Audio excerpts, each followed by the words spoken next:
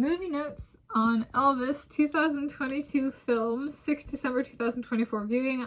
Today is Friday, 6 December 2024. I'm Tanis Coralee Leonhardi, she, her, hers of Seattle. Tanis Presley, she, her, hers of Graceland. And I'm going to talk through my movie notes for my Friday, 6 December 2024 viewing of the 2022 film Elvis, which is a biographical film about professional performance progression in the life of Elvis Presley, focusing on his music career from approximately 1947 to 1977. So I have done a movie notes video for this one before, and this is a public library copy, VV, not to be confused with VV Brown. Get the singer. And it's in the King County Library System, Washington State, United States of America, and I'm in the greater Seattle area. And so I ordered a copy for myself when I was not here, and this was here. I put this on hold, so Elvis made sure I got the VV copy. And where am I going with this? I decided to rework my description of the movie for this viewing, and then once I get my copy, then do it again and rework the description of the movie again. Different lenses, so to speak, is watching the video. So that was my description for this one. So it's biographical about a man named Elvis Presley. And between my last viewing on Sunday, 10 November 2024, and this viewing, I forgot people other than Elvis died in this movie, legitimately.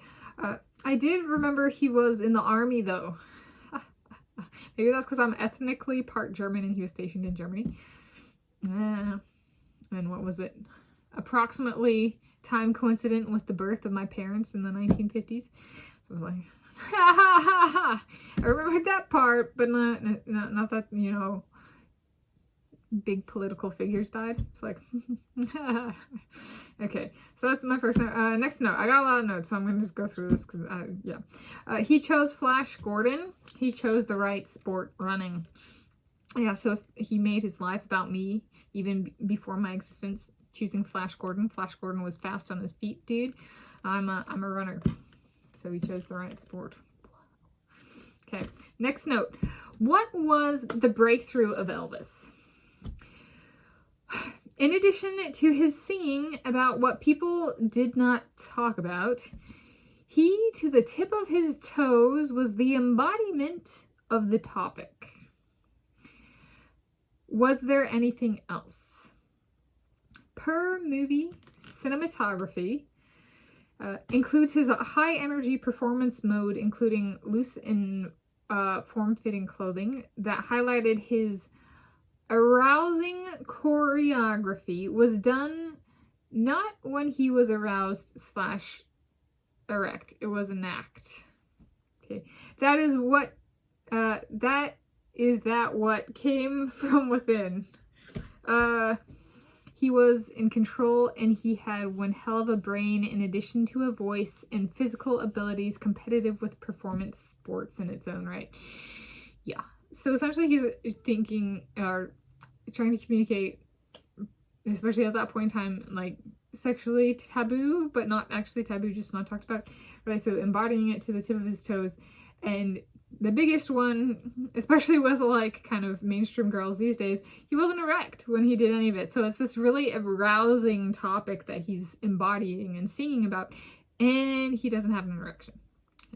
And so the women are screaming, but like they don't put two together, like, and he's an act because he's not aroused, right? So this is like, I got my scientist / mathematician, like the men can be mean to women who aren't mentally competitive. So sometimes they like to kind of point that out through what they do. And if you wanted to interpret it as a woman hater thing, like the women should have been able to put 2 and 2 together, that even though he's singing about and performing and making it look like, oh my gosh, this is like, get those hormones up, he's not aroused.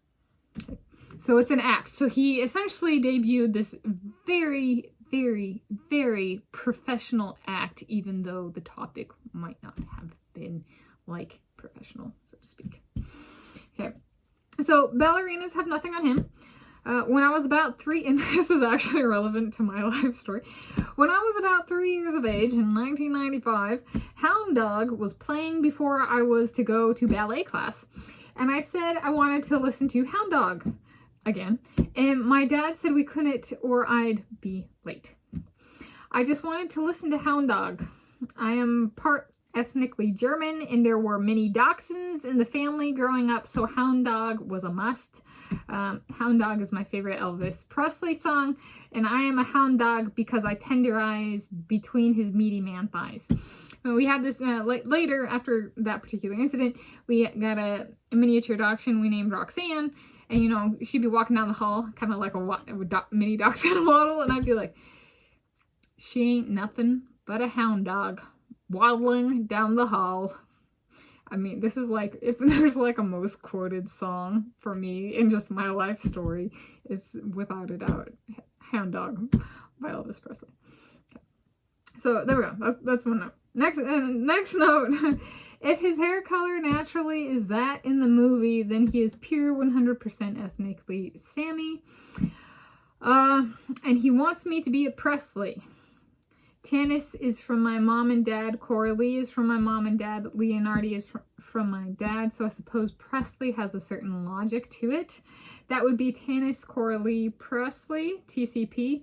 That would need to be incorporated into my CV for my PhD in physics in Italy scenario where/as or when/as applicable. Okay. So yes to being Mrs. Elvis Presley, the original. Perhaps I appear as a guest on a talk show hosted by Stephen Colbert, and he introduces me as Mrs. Elvis Presley. Next note.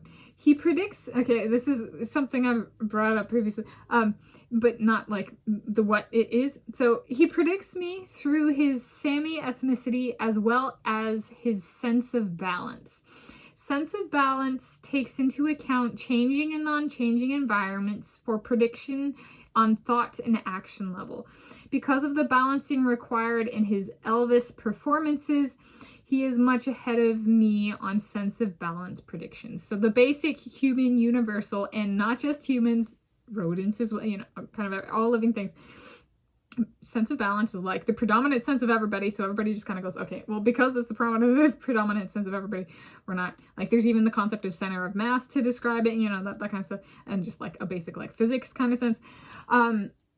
Like then there's the rest, like the 5 common senses, but sense of balance is above all that. And it's, every human has basic prediction abilities, and it comes from interpreting one's environments and living in them, right? So yeah, so basic sense of balance predictions. So he's far ahead of me on that. And then last note, essentially how this goes with my Elvises, we are out on a date and I have to pray to Josiah Willard Gibbs for safety, because the only way I can understand him, Elvis Presley, is through physics. He forced me into a survival state of adapt or die, and since he is so far ahead of me, for me, the only way I can try to keep pace with him mentally is through my physics and mathematics. Okay. In the Ferris wheel scene where Tom mentions entanglement and Elvis mentions traveling faster than the speed of light, this is in this movie, the name of the faster than light elementary particle is tachyon. The name of my most recent iPhone before the one I am filming this with, the one I am filming this with is named Neutrino, and my car is named Lepton, and yes, that's from elementary particle physics. Okay, so there we go. I had a lot to say, and yes, I thoroughly enjoy this. I bought it. Jeff Bezos, please give me my Elvis DVD. And that's it. So those are my movie notes on Elvis 2022 film, 6 December 2024 viewing. Am I going to watch it again tonight? Tempting, at the very least.